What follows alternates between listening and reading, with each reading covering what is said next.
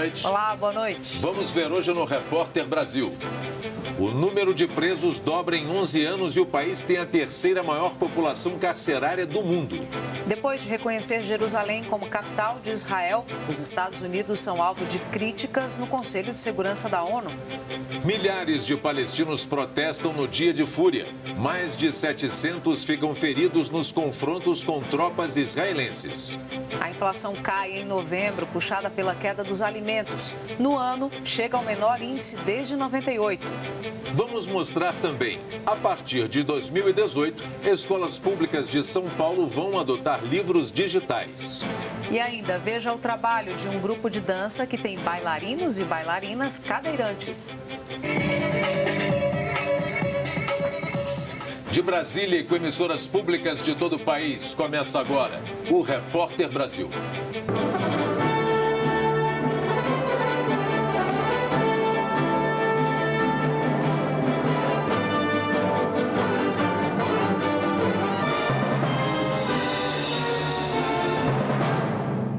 O Brasil tem a terceira maior população carcerária do mundo. Em 11 anos, o número de pessoas encarceradas mais que dobrou no país. O levantamento foi feito pelo Fórum Brasileiro de Segurança Pública com dados do Departamento Penitenciário Nacional. Segundo o relatório, a população carcerária no Brasil é menor apenas que a dos Estados Unidos e da China. No total, são mais de 720 mil presos no país. E esse número vem crescendo. Entre dezembro de 2014 e junho de 2016, a quantidade de presos no Brasil aumentou quase 17%. Ainda de acordo com a pesquisa, 40% das pessoas que estão encarceradas no país ainda estão aguardando julgamento. Mas o sistema carcerário do país não está preparado para esse número de presos. O Brasil possui cerca de 360 mil vagas nos presídios, apenas metade do número necessário. Resultado, 89% da população prisional está em unidades superlotadas. Os jovens negros são a população mais encarcerada. Mais da metade dos presos no Brasil são pretos ou pardos e têm entre 18 e 29 anos. E 65% não concluiu o ensino médio. Motoristas alcoolizados que provocarem acidente com morte vão ter a pena aumentada. O projeto de lei que prevê a mudança já foi aprovado pelo Congresso e segue agora para a sanção presidencial. Desde abril, a vida da família Antonelli mudou. No domingo ele saiu, estava um dia tão bonito, saiu por esse corredor, deu tchau para mim. Aí andou uns 400 metros, assim que ele chegou lá na pista principal, a moça já veio por trás e pegou. Ele nem sabe que morreu. Sabe, a morte foi instantânea. O Brasil é o quarto país das Américas com mais mortes no trânsito. São 47 mil pessoas por ano, segundo a Organização Mundial da Saúde. Edson Antonelli foi um dos 18 ciclistas mortos em Brasília neste ano. Mas isso poderia ser evitado se a motorista envolvida lembrasse que álcool e direção não combinam. O Código de Trânsito Brasileiro ele vem desde 2006, sofrendo as alterações no artigo 65, que trata da questão da condução sob influência de álcool.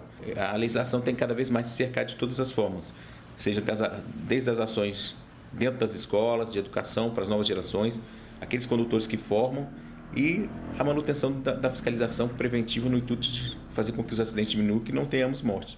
E, lamentavelmente, aqueles que, porventura, não respeitam essa primeira etapa de educação, fiscalização e que se envolvem em acidente, nós precisamos realmente de penas mais severas para que a população mude esse comportamento de impunidade ou achar que jamais vai se envolver em um acidente de natureza grave. A Câmara dos Deputados aprovou um projeto de lei que aumenta a pena para motoristas que dirigem sob efeito de álcool ou drogas e provocam acidentes com mortes. Agora, quem cometer esse tipo de crime pode ser condenado de 5 a 8 anos de prisão. O texto segue para a sanção presidencial. É um grande avanço porque as pessoas vão ficar com medo. O único medo que as pessoas têm quando bebe, dirige ou pratica um crime no trânsito é perder a carteira ou pagar uma multa. Ninguém tem medo ainda de ir preso. Uma nova regra do Conselho Nacional de Trânsito obriga a inspeção de veículos a cada 2 anos. O objetivo é evitar acidentes causados pela falta de manutenção dos veículos. O controle da emissão de gases poluentes e a redução de ruídos também entram na operação. O cronograma de inspeção será definido pelo Detran de cada estado, mas tem que começar até dezembro de 2019. Pelo menos um palestino morreu e mais de 700 ficaram feridos em confrontos com soldados israelenses. Eles protestavam contra a decisão do presidente dos Estados Unidos, Donald Trump, de reconhecer Jerusalém como capital de Israel. A informação sobre a morte ocorrida na faixa de Gaza foi dada pelo Ministério da Saúde palestino. Os confrontos aconteceram durante o Dia de Fúria convocado pelos árabes. Centenas de manifestantes participaram dos protestos na Cisjordânia, na faixa de Gaza e em Jerusalém Oriental. O exército de Israel disse que palestinos estavam queimando pneus e jogando pedras contra soldados israelenses do outro lado da fronteira. Ele confirmou que houve tiros e que manifestantes foram atingidos. Também houve protestos no Egito, na Jordânia, na Síria, no Iraque, no Líbano, no Iêmen e, para além do mundo árabe, no Irã, na Turquia, no Afeganistão, no Paquistão. Hoje, o secretário de Estado norte-americano Rex Tillerson disse que o anúncio de Trump sobre a mudança da embaixada não significa uma decisão sobre o status final de Jerusalém.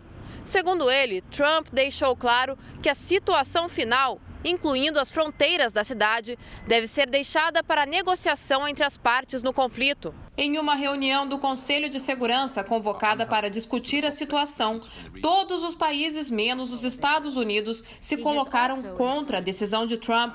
O enviado especial ao Oriente Médio da ONU alertou que há risco de escalada na violência na região. O presidente da França, Emmanuel Macron, também se pronunciou e pediu calma. Já a prefeitura de Tel Aviv, em Israel, acendeu as luzes do seu edifício principal em uma homenagem aos Estados Unidos. Segundo a agência de notícias Reuters, um segundo manifestante palestino morreu mais tarde num hospital da faixa de Gaza. No Rio de Janeiro, a Polícia Federal fez hoje uma operação para desmontar uma quadrilha que fraudava o INSS. Foram presas 15 pessoas em Campos dos Goitacazes e cidades vizinhas na região norte do Rio. Entre os investigados estão técnicos do Seguro Social, médicos peritos, médicos particulares, agenciadores de benefícios e pessoas que se utilizaram da organização criminosa. A polícia acredita que o prejuízo à Previdência seja de pelo menos R$ 4.300.000. Amanhã é o Dia Internacional de Combate à Corrupção. Para marcar a data, juristas, gestores públicos e representantes da sociedade civil participaram hoje de um fórum dedicado ao tema. Que tipo de prática pode ajudar órgãos de controle, de investigação e do judiciário no combate à corrupção? Essa foi a questão central debatida pelos palestrantes. Esse novo método de apuração e, através das delações premiadas, tornou-se muito profícuo nesse combate à corrupção. Também, digamos assim, a atuação firme do Ministério Público tem municiado o Judiciário para que possa atuar com tranquilidade, porque é ruim também se condenar um inocente, como também é péssimo se absolver um culpado. O ex-ministro do STF, Aires Brito, disse que é preciso enfrentar a corrupção sistêmica no país e que é favorável à restrição do foro privilegiado. Atualmente, o foro garante que deputados e senadores sejam julgados apenas pelo Supremo. É chegada a hora mesmo de dar um tranco no foro especial por prerrogativa de função. O nome já está dizendo, a prerrogativa é de função, é pelo exercício da função, não é pela titularidade do cargo. O processo que limita o foro privilegiado está em julgamento no Supremo. A maioria dos ministros já votou pelo fim do foro para crimes comuns praticados por parlamentares e ministros. Mas a votação foi suspensa porque o ministro Dias Toffoli pediu mais tempo para analisar o caso. E na Petrobras, hoje o dia também foi de debate sobre o combate à corrupção. Uma das propostas apresentadas foi a de recompensar financeiramente quem denunciar irregularidades na estatal. O encontro para discutir o combate à corrupção reuniu 2 dos principais juízes responsáveis por processos da Operação Lava Jato.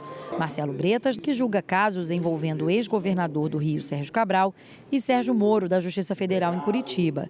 Durante palestra, Moro apresentou uma série de sugestões à empresa, como a concessão de incentivos financeiros a quem denunciar irregularidades. O evento aqui na sede da Petrobras foi realizado um dia depois de terem sido devolvidos à empresa cerca de 654 milhões de reais recuperados no âmbito da Operação Lava Jato. Durante o encontro, o juiz federal Sérgio Moro disse ainda que a raiz do problema desses desvios é o loteamento político de cargos públicos. É uma indagação que deve ser feita também para o futuro. Como evitar que no futuro a Petrobras seja novamente utilizada para, vamos dizer, enriquecimento ilícito, não só de seus executivos, mas de agentes políticos e de partidos políticos. Marcelo Bretas defendeu punição exemplar em casos de corrupção e também criticou indicações puramente políticas. Que respeite a característica dessa empresa e evitem, por exemplo, em governos futuros, indicações políticas, porque isso aqui não é uma casa política, é uma empresa e tem que ser tratada como tal. O presidente da Petrobras, Pedro Parente, disse que as sugestões de Moro serão analisadas e que várias medidas já estão sendo adotadas pela empresa neste sentido. A Petrobras não tolera qualquer forma de fraude ou de corrupção. A Petrobras não admite que desvios sejam praticados. Esses são os princípios dessa companhia, de sua força de trabalho, de sua diretoria executiva e de seu conselho de administração. A inflação desacelerou no país em novembro. Os preços de bebidas e alimentos tiveram as principais quedas. Os dados foram divulgados hoje pelo IBGE. Uma notícia boa para quem tem medo do aumento generalizado de preços. A inflação desacelerou no Brasil e ficou em 0,28% em novembro, abaixo do que foi registrado em outubro. No acumulado do ano, o índice está em 2,5%. É o menor resultado desde 1998. A meta estabelecida pelo governo este ano é de 4,5%, com tolerância de 1,5 ponto para cima ou para baixo. Segundo o IBGE, foram os alimentos que puxaram o IPCA para baixo. E um dos motivos foi a super safra, que aumentou a oferta nas prateleiras. Entre os itens que tiveram queda estão pimentão e melancia. Nós temos um crescimento da oferta, que é a produção de alimentos, e, por outro lado, menos dinheiro para comprar alimento, pessoas muito mais cuidadosas na hora de gastarem os seus recursos. Isso, na curva de equilíbrio entre essas duas forças de oferta e demanda, isso você tende a um ajuste via preço. Se comer em casa está mais barato, a alimentação na rua encareceu. Isso por causa do gás e do aluguel que subiram. Por esse motivo, Ronaldo passou a fazer o próprio almoço. Eu saio de manhã, faço o que tenho que fazer, passo por aqui, como e volto a trabalhar novamente. É bem mais saudável comer em casa e melhora o bolso, né? A queda da taxa básica de juros da economia, a Selic, ao menor patamar em 20 anos, gera uma dúvida para quem consegue guardar dinheiro no fim do mês. Qual é a melhor opção de investimento? Poupança, renda fixa, títulos do Tesouro Direto, previdência privada. Quem consegue guardar parte do que ganha quer fazer o dinheiro render, claro. A gente foi ouvir especialistas sobre qual é a melhor opção de investimento agora, que a taxa básica de juros da economia está 7% ao ano. E eles disseram, não tem mágica, depende do perfil de cada investidor. Para quem consegue arriscar, o período pode ser bom para investimentos de alto risco, como a Bolsa de Valores. Nesse tipo de aplicação, perder e ganhar faz parte do jogo. Agora, quem tem receio pode continuar a aplicar em rendas fixas, mas o rendimento vai ser menor. E a caderneta de poupança não tem imposto de renda, não tem taxa de administração, ainda é um bom investimento. Lógico, a Selic caiu, agora você vai ganhar 5%, 5,5% no máximo ao ano, mas muitas vezes é melhor do que investir em outros tipos de investimento. O que a poupança oferece melhor do que a renda variável? Exatamente a baixo risco, liquidez imediata. E a renda fixa? Nela também dá para ter noção de quanto se pode ganhar. Essas opções desses tipos de investimentos, sem dúvida alguma, também têm garantias, né, de R$250 mil pelo fundo garantidor e também tem a isenção do imposto de renda da pessoa física. A renda fixa, a taxa de juro mais baixa dá menos atratividade para investimento. Até porque, do mesmo jeito que caiu a inflação, as taxas de juros caíram, o juro real ainda continua razoável. Outra opção é o Tesouro Direto, que tem atraído bastante gente. Já são 500 mil investidores em todo o Brasil.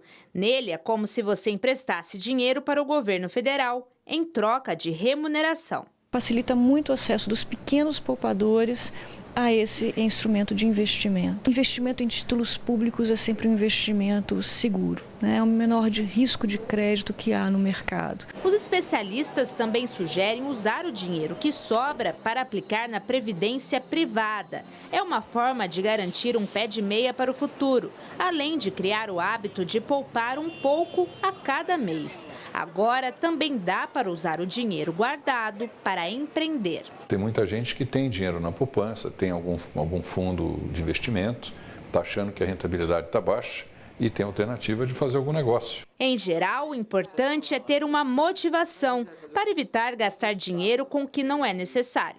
Pega lá, 20% para cada tipo de investimento. Define o tempo desse investimento. Todos os investimentos são interessantes. Tem que ver o tempo e o porquê que eu estou investindo. Está aberta a consulta ao último lote de restituição do imposto de renda. Serão devolvidos aos contribuintes quase 3 bilhões de reais. O dinheiro estará nas contas no próximo dia 15. Para saber se você está na lista, acesse receita.fazenda.gov.br ou ligue para o Receita Fone no número 146. Para as Nações Unidas, não existe um conceito fechado de família. Podemos dizer, então, que família é um grupo de pessoas que cuidam, educam, protegem e amam umas às outras. Pode ser clássica, com pai, mãe, filhos, avós, ou escolhida como nossos amigos, que são verdadeiros irmãos. E a gente quer saber o que é família para você. Família é o laço que nos une, né? Nossos parentes, nossos filhos, nossos pais. E é aquilo, geralmente são os mais próximos, porque parente a gente geralmente não é família, né? Para mim, família é a base de tudo, né? Sem ela não temos nada. Eu tenho 3 filhos e eu sei bem o que é isso. Você pode ficar bem informado também pela internet. O Repórter Brasil está sendo transmitido ao vivo pelo Facebook.